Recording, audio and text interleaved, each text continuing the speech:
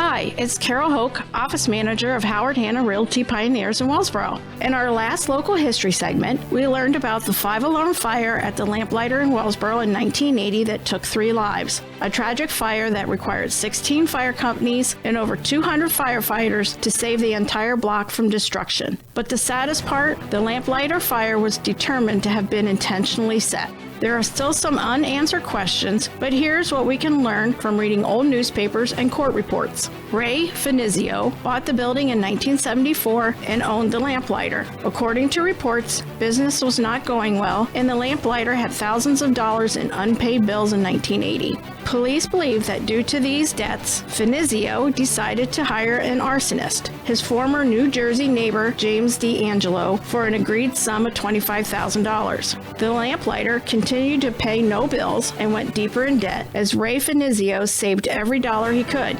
Finally, a busy Laurel Festival weekend and then a solid 4th of July gave him the needed $25,000 for his arsonist, James D'Angelo. D'Angelo would not tell Finizio when the fire would be lit, and when 2 months passed, the building owner, Ray Finizio, thought he was scammed. Then on August 29, 1980, the arsonist struck.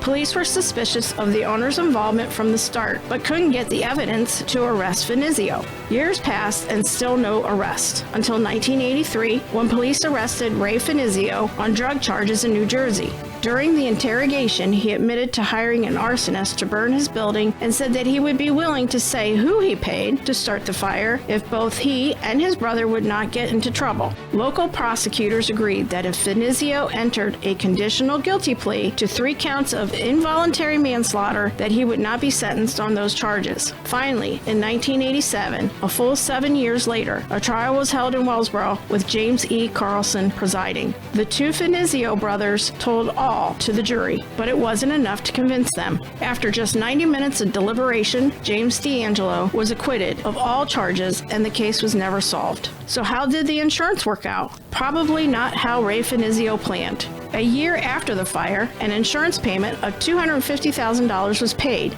Once Finizio paid his liens and his lawyer a total of $249,000, he was left with $1,000, after allegedly spending his initial $25,000 to an arsonist. If you're looking to buy or sell real estate, give us a call. We are Howard Hanna Realty Pioneers. Experience the pioneer difference.